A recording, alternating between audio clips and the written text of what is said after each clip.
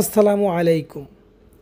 কুফরি ভানমারা বিদ্যা, যেই বিদ্যার মাধ্যমে আপনার শত্রুকে নিরাশ করতে পারবেন, ধ্বংস করতে পারবেন, বিছানায় সারা রাত জীবনের জন্য শোয়ায় রাখতে পারবেন, একেবারে হাত পা পঙ্গু হয়ে বিছানায় আজীবন পড়ে থাকবে। যত বড় শক্তিশালী ব্যক্তি হোক, যত বড় পালোয়ান ব্যক্তি হোক, এই তাবিজ যদি আপনি করেন, যে কোনো ব্যক্তিকে ঘায়েল করা সম্ভব। এটা 100% একটা পরীক্ষিত তাবিজ, মিশরি তাবিজ। কুফুরির মধ্যে তাবিজ ভাগ করা আছে, এটা একটা মিশরি তাবিজ এবং আদি যুগের তাবিজ।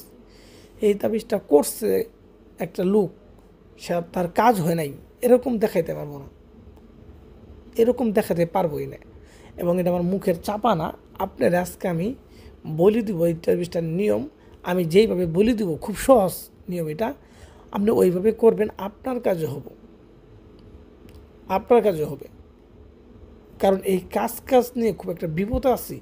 যাই ফোন দিয়ে বলে যে ভাই, এই যে অমুক কবিরাজে টাকা দিছি, অত টাকা দিছি, এটা করছি ওইটা করছে, কাজ হয় নাই। কবিরাজের পিছিয়ে ঘুরতে ঘুরতে ভাই টাকা খরচ করতে করতে এখন আর কবিরাজের প্রতি বিশ্বাসী হয় না, তাবিজের প্রতি বিশ্বাসী হয় না।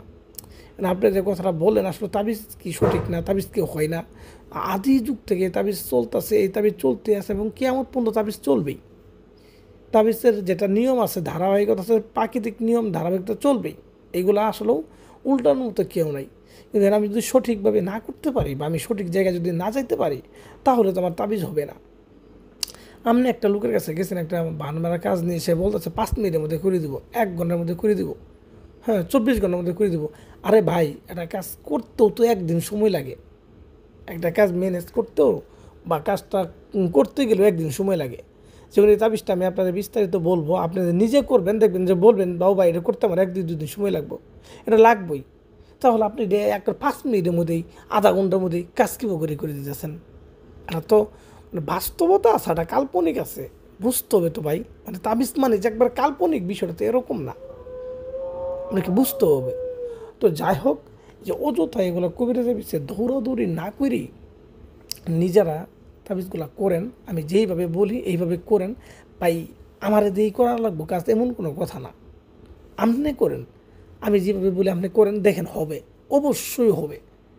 বলতে পারেন যে আমার হলে আপনার লাভ কি, আমার লাভ আসবে, আপনি ভিডিও দেখতেছেন, ঠিক আছে, আমার প্রতি আস্থা হইতেছে। আপনি একটা কাজ যখন আমার তাবিজ দিয়ে করবেন, তখন আপনি মনে মনে বলতে হবে না বাবু ভাই কবিরাজ, অরিজিনাল কবিরাজ, এই কথা বলতে হবে।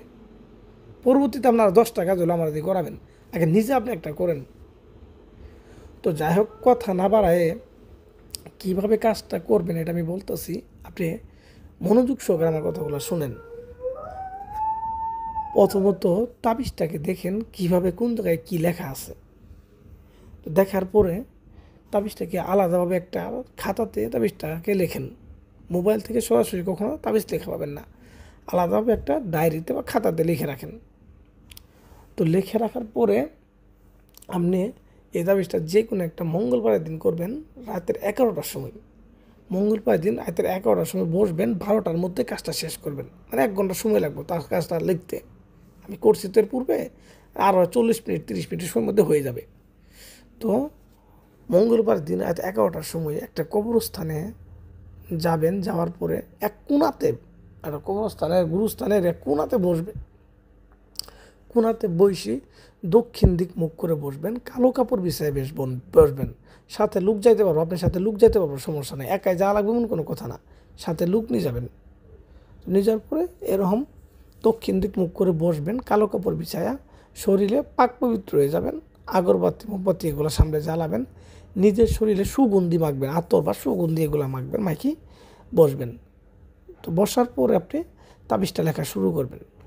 তাবিজটা কী দিয়ে লিখবেন আমি বলি। তাবিজটা যাকে করবেন চেষ্টা করবেন তার ব্যবহার করা কাপড়ের মধ্যে লেখার জন্য। আর এটা যদি না পান, তারপর অপশন আছে, সাদা কাপড় কিনে আনবেন একদমে, নতুন কাপড়, সাদা কাপড় কিনে আনবেন।